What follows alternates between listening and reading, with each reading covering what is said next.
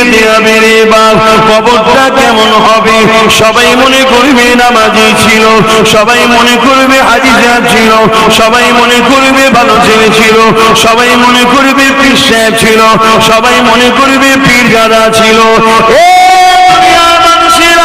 যদি তোমার আখলাকে, তোমার ব্যবহারে, তোমার মা যদি একবার উফ বলে ফেলে, তোমার আখলাকে, তোমার ব্যবহারে তোমার বাপ যদি একবার উফ বলে ফেলে, মনে রেখে দিও দুনিয়ার সবাই ভিড় করে তোমার জানাজা শুনিয়ে খাবে।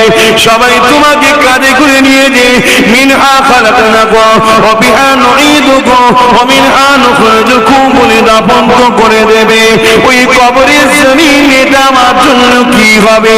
আল্লাহ নবী জানিয়ে দিলেন জাহান্নামের একটা আল্লাহ গর্ত বানিয়ে দেবে, যেখানে 99টা সাপ আল্লাহ দেবে। এক একটা সাপ